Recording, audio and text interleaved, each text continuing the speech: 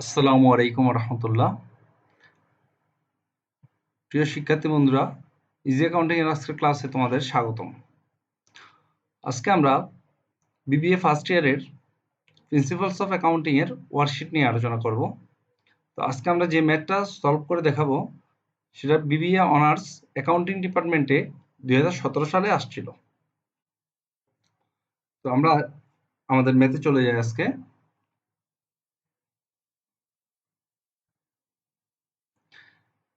আজকে আমরা যে ম্যাথটা দেখব সেটা আমরা স্ক্রিনে দেখতে পাচ্ছি। The following particulars extract from the books of Moon Traders relating to the year ended 31st December 2016.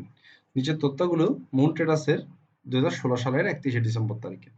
তো আমরা একটা ট্রায়াল ব্যালেন্স দেখতে পাচ্ছি, আর পাশে আমরা কিছু এডিশনাল ইনফরমেশন অর্থাৎ সমন্বয় দেখতে পাচ্ছি। আমাদের শেষে বলছে you are required to prepare the 10 column worksheet for the year ended 31st December 2016। আমাদের একটা 10 কলামের ওয়ার্কশিট তৈরি করতে হবে এই সমন্বয় এবং রা মিলগুলো নিয়ে। তো আমরা এখন ওয়ার্কশিটে চলে যাই সরাসরি। ওয়ার্কশিটে শুরু করার আগে আমরা উপরে হেডলাইন লিখে নিব moon traders worksheet for the year ended 31st December 2016। এভাবে আমরা হেডলাইনটা লিখে তারপর আমরা ওয়ার্কশিটে গড় কাটবো। আমরা সবাই প্রথম ক্লাসে জানি ওয়ার্কশিটে গড় কিভাবে কাটতে হয়। Accounts title, trial balance, adjustment, adjusted trial balance, income statement, balance sheet. এই ট্রায়াল ব্যালেন্স থেকে শুরু করে ব্যালেন্স শিট পর্যন্ত সবগুলো কলামকে আবার আমরা দুইটা ভাগে ভাগ করব, debit credit, debit credit, debit credit, এভাবে ভাগ করে নিব। তাহলে আমরা গড় কাটা বুঝলাম। এরপর আমরা অঙ্ক শুরু করি। আমি উপরে হেডলাইনটা বাদ দিয়ে দিছি কারণ আমার এখানে স্পেস সংকুলন হচ্ছে না, তাই। তো আমরা কি করলাম, প্রথমেই যে আমাদের কোয়েশ্চেনে আমাদের যে ইয়েটা ছিল, কোয়েশ্চেনটা ছিল ট্রায়াল ব্যালেন্সের, আমরা কোয়েশ্চেনের ট্রায়াল ব্যালেন্সটা হুবহু আবার তুলে নিছি। তো এখানে যা আছে তাই আমরা বসাই দিছি, ডেবিট ক্রেডিট যেভাবে আছে হুবহু কোয়েশ্চেন থেকে বসাই দিছি। এরপর আমরা সমন্বয়গুলো নিয়ে আসি। আমরা সমন্বয়গুলো নিয়ে আসলাম। তো আমরা ওয়ার্কশিট করার আগে সবচেয়ে বড় ব্যাপার হচ্ছে যে আমাদের অ্যাডজাস্টিং গুলো ভালোভাবে করতে হবে। যদি আমরা অ্যাডজাস্টিংটা করতে না পারি তাহলে আমাদের ওয়ার্কশিট মিলানো সম্ভব না। তাই আমরা আগে অ্যাডজাস্টিং করব, তারপর আমরা এই অ্যাডজাস্টিং গুলোর ওয়ার্কশিটে প্রয়োগ দেখব। তো প্রথমে বলা আছে যে supplies on hand 31st December 2016 টাকা 7500, অর্থাৎ আমাদের 2016 সালের ডিসেম্বর 31 তারিখে সাপ্লাইস হাতে আছে 7500 টাকা। তো আমরা দেখি রেওয়া মিলে আমাদের কি আছে। রেওয়া মিলে আছে আমাদের সাপ্লাইস অন হ্যান্ড। তাহলে এই যে রেওয়া মিলে যেটা আছে সেটাও সম্পদ। তার মানে আমাদের যে ইনিশিয়াল এন্ট্রি ওটা সম্পদের উপর ভিত্তি করে হয়েছিল। তো আমাদের যেহেতু রেওয়া মিলে সম্পদ দেওয়া আছে, এখন আমরা জাবেদা দিব খরচেরটা। তাহলে খরচের জাবেদাটা কি? Supplies expense debit, supplies credit. এখন কত টাকা হবে? তো যেহেতু আমরা জাবেদাটা খরচের হইছে, আমাদের টাকাটাও খরচের বসাতে হবে। তো যেহেতু রেওয়া মিল বলতেছে যে আমাদের হাতে আছে 30,000 টাকা, কিন্তু সমন্বয় বলতেছে অন হ্যান্ড 7,500 টাকা। তার মানে বোঝা যাচ্ছে 30,000 টাকা যেটা হাতে ছিল সেটা সমন্বয়ে অর্থাৎ বছরের শেষে এসে এটা আর হাতে নাই, 7,500 টাকা হাতে আছে। তার মানে খরচ হয়ে গেছে 22,500 টাকা। তাহলে আমরা জাবেদা দিচ্ছি supplies expense debit, supplies credit 22,500, 22,500। 2 নম্বরে বলছে the balance in the prepaid insurance account represent the 5 years policy from 1st January 2016 through December 31st 2020। অর্থাৎ আমাদের যে প্রিপেড ইন্স্যুরেন্সের ব্যালেন্স দেখাচ্ছে 45,000 টাকা, এটা 5 বছরের জন্য দেওয়া হয়েছে। তো আমরা জানি 5 বছরের জন্য যদি কোনো ইন্স্যুরেন্স পেইড করে, তো আমাদের চলতি বছরেরটা হচ্ছে এক্সপেন্স, আর বাকি যে 4 বছর সেটা হচ্ছে আমাদের কি অগ্রিম বা সম্পদ। তো এখন আমরা জাবেদা কিসের দিব? জাবেদা দিব আমরা, যেহেতু রেওয়া মিলে প্রিপেড ইন্স্যুরেন্স নামে এন্ট্রি করা হয়েছে, তাহলে আমাদের জাবেদা দিতে হবে খরচের জন্য। তো খরচের জাবেদা কি? Insurance expense debit, prepaid insurance credit. এগুলো আমরা অ্যাডজাস্টিং এর ক্লাসে এগুলো ভালো করে আলোচনা করা হয়েছে। যদি কেউ বুঝতে অসুবিধা হয় তাহলে অ্যাডজাস্টিং এর ক্লাসগুলো একটু রিপিট করে নিলেই সুবিধা হবে। তো রেওয়া মিলে যেহেতু আমাদের প্রিপেড ইন্স্যুরেন্স আছে, তাহলে আমরা জাবেদা দিব insurance expense debit, prepaid insurance credit, খরচের জাবেদা। তো আমাদের দেওয়া হয়েছে কয় বছর? 45,000 টাকা 5 বছরের জন্য। এখন খরচ হয়েছে কয় বছর? 1 বছর। যেহেতু 1 বছর অতিবাহিত হয়ে গেছে সেজন্য 1 বছরের একটা খরচ। তাহলে 5 বছরে 45,000, 1 বছরে 9,000 টাকা। 3 নম্বরে বলছে depreciation for the year on office furniture is 7,500। আমাদের ডেপ্রিসিয়েশন আছে অফিস ফার্নিচারের জন্য 7,500 টাকা। তো ডেপ্রিসিয়েশন যাবে খুব সহজ, depreciation expense debit, accumulated depreciation credit, dash দিয়ে আমরা সম্পদটা লিখবো। 7,500 টাকা যা আছে বসাই দিলাম। 4 নম্বরে স্যালারিজ পেয়েবল ইজ টাকা 5,000। তাহলে আমরা স্যালারিজ পেয়েবল হচ্ছে 5,000 টাকা, তার মানে বকেয়া, বকেয়া যাবে তো হচ্ছে salaries expense debit, salaries payable credit, 5,000 বসে দিলাম। এখন আমরা এই সমন্বয়গুলোকে আমরা অ্যাডজাস্টমেন্টে করে পোস্টিং দিয়ে দিব ওয়ার্কশিটে।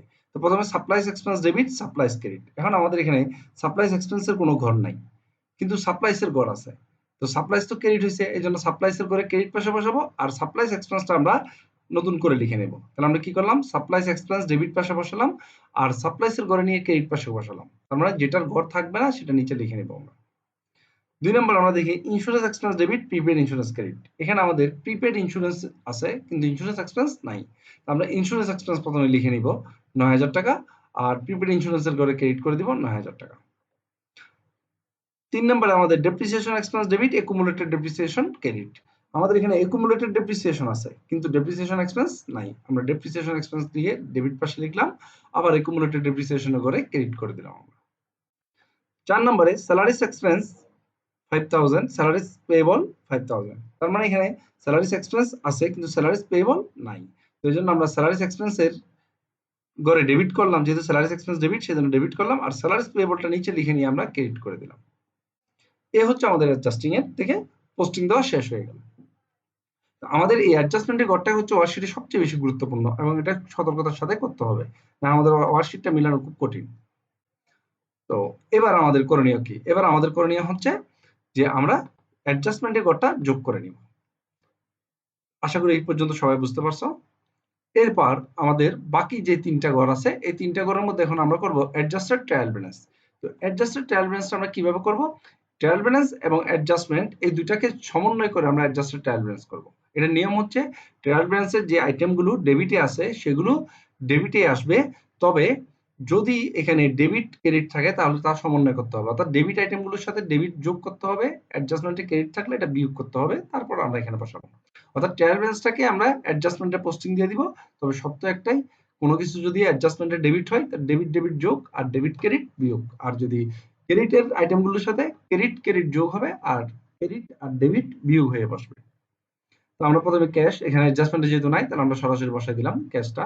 অ্যাকাউন্ট রিসিভেবল অ্যাডজাস্টমেন্টে নাই, সরাসরি বসাই যাবে। প্রিপেড ইন্স্যুরেন্স ডেবিট আছে 45,000 টাকা কিন্তু ক্রেডিট হচ্ছে কত 9,000, তাহলে 45,000 থেকে 9,000 বাদ দিয়ে তারপর আমরা ডেবিট পাশে বসাবো 36,000।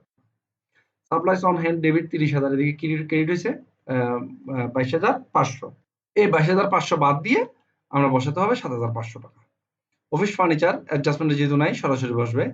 অ্যাডভার্টাইজমেন্ট এক্সপেন্স সরাসরি বসবে। একুমুলেটেড ডেপ্রিসিয়েশন ক্রেডিট হয়েছে এখানে 10,000 টাকা, এখানে ক্রেডিট আছে 7,500 টাকা। তো ক্রেডিট ক্রেডিট কি হবে? যোগ হবে, যোগ হয়ে ক্রেডিট পাশে বসবে 17,500 টাকা। অ্যাকাউন্টস পেয়েবল 15,000 টাকা, এটা ক্রেডিট পাশে বসে যাবে। মুনস ক্যাপিটাল ক্রেডিট পাশে বসে যাবে, যেহেতু সমন্বয় নাই, কোনো যোগ বিয়োগ নাই। মুনস ড্রয়িংস এটা ডেবিট পাশে বসবে। সার্ভিস রেভিনিউ ক্রেডিট পাশে বসে যাবে। স্যালারিস এক্সপেন্স এখানে 1,20,000, এখানে 5,000, এটাও ডেবিট ডেবিট ডেবিট ডেবিট যোগ করে আমরা 1,25,000 বসাই দিলাম। রেন্ট এক্সপেন্স যেহেতু অ্যাডজাস্টমেন্ট নাই সরাসরি বসাই দিব। মিসলেনিয়াস এক্সপেন্স যেহেতু অ্যাডজাস্টমেন্ট নাই সরাসরি বসাই দিব। এরপর চলে আসবো আমরা অ্যাডজাস্টমেন্টের আইটেমগুলো। অ্যাডজাস্টমেন্টের আইটেমগুলো যেহেতু ট্রায়াল ব্যালেন্স নাই তাহলে এগুলো ডেবিটটা ডেবিটে ক্রেডিটটা ক্রেডিটে বসাই দিব আমরা। যে ডেবিট আইটেমগুলো ডেবিটে, ক্রেডিটটা ক্রেডিট পাশে আমরা বসাই দিলাম। এই হচ্ছে আমাদের অ্যাডজাস্টেড ট্রায়াল ব্যালেন্স, খুবই সহজ। শুধু আমাদের মনে রাখতে হবে যে ডেবিটের সাথে ডেবিট যোগ, ডেবিটের সাথে ক্রেডিট বিয়োগ, আর ক্রেডিটের সাথে ডেবিট বিয়োগ, আর ক্রেডিটের সাথে ক্রেডিট যোগ। এই নীতিমালা ফলো করে আমরা অ্যাডজাস্টেড ট্রায়াল ব্যালেন্সটা তৈরি করব, তারপর আমরা অ্যাডজাস্টেড ট্রায়াল ব্যালেন্সটা যোগ করে নেব। এরপর আমাদের কাজ হচ্ছে ইনকাম স্টেটমেন্ট আর ব্যালেন্স শিট। ইনকাম স্টেটমেন্ট আর ব্যালেন্স শিটের আমরা প্রথম ক্লাসে আলোচনা করছিলাম। ইনকাম স্টেটমেন্টে আছে ডেবিটে আসে ব্যয়গুলো, ক্রেডিটে আসে আয়, আর ব্যালেন্স শিটের ডেবিটে আসে সম্পদ, ক্রেডিটে আসে দায়গুলো। তো আমাদের ক্যাশ হচ্ছে কি সম্পদ, সেজন্য ব্যালেন্স শিটের ডেবিটে। অ্যাকাউন্ট রিসিভেবল সম্পদ, ব্যালেন্স শিটের ডেবিটে। প্রিপেড ইন্স্যুরেন্স সম্পদ, ব্যালেন্স শিটের ডেবিটে। সাপ্লাইস অন হ্যান্ড সম্পদ, ব্যালেন্স শিটের ডেবিটে। এই টাকাগুলো কোন থেকে আসবে? এই টাকাগুলো আসবে adjusted trial balance. Adjusted trial balance করার পরে আমাদের এই ট্রায়াল ব্যালেন্স এবং অ্যাডজাস্টমেন্টের আর কোনো মূল্য থাকে না, তখন আমাদের অ্যাডজাস্টেড ট্রায়াল ব্যালেন্সের ফিগারগুলোই আমরা এখানে পোস্টিং দিব। অফিস ফার্নিচার সম্পদ, এই জন্য ট্রায়াল ব্যালেন্সে আসবে। অ্যাডভার্টাইজিং এক্সপেন্স এটা ব্যয়, সেজন্য ইনকাম স্টেটমেন্টে।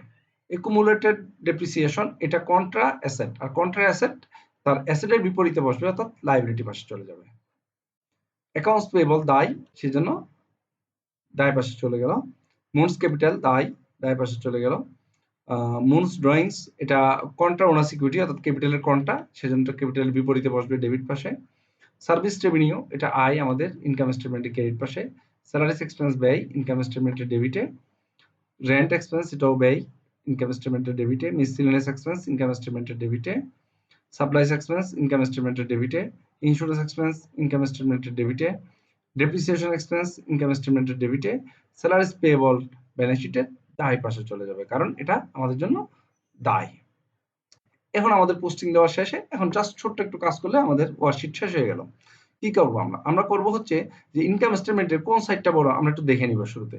আমরা দেখতে পাচ্ছি এখানে 3,50,000 এই সাইডটা বড়, আমরা যোগ করে নিয়ে আসলাম এই পাশে যোগফলটা এই পাশে বসাই দিলাম। বসানোর পরে যখন এই পাশটা তো আমরা যোগ করে নিই এখনো, তার মানে এই পাশটা যোগ করে যখন এই 3,50,000 মিলবে না, তখন এখানে একটা ঘাটতি আসবে। 3,50,000 থেকে যখন এই পাশের আইটেমগুলো বাদ দিব, এখানে একটা ঘাটতি আসবে। এই ঘাটতিটা কত আসলো? 1,01,000 টাকা। এটার নাম কি দিব আমরা? এটার নাম দিব আমরা নেট ইনকাম। যদি নেট ইনকাম হয় তাহলে নেট ইনকামটা যাবে দায় পাশে, আর যদি নেট লস হয় তাহলে আসবে সম্পদ পাশে। তাহলে আমরা এটা দায় পাশে পাঠিয়ে দিলাম, নেট ইনকামটা 1,01,000 টাকা। এরপর আমরা ব্যালেন্স শিটটা যদি যোগ করি তাহলে আমাদের ওয়ার্কশিট কমপ্লিট হয়ে গেল। দুই পাশ যখন মিলে যাবে আমাদের ওয়ার্কশিটটা কমপ্লিট হয়ে গেল। তো এই হচ্ছে আমাদের টোটাল ওয়ার্কশিট। আশা করি এই ক্লাসগুলো দেখলেই সবাই ওয়ার্কশিট নিজে নিজে বাসায় ট্রাই করলেই করতে পারবা। তো সবাইকে ধন্যবাদ আমাদের ভিডিও দেখার জন্য, এবং আমাদের চ্যানেলটি অবশ্যই সাবস্ক্রাইব করবা এবং শেয়ার করে আরো বন্ধুদেরকে জানিয়ে দিবা, যাতে সবাই উপকৃত হতে পারে। সবাইকে ধন্যবাদ আমাদের ক্লাস দেখার জন্য।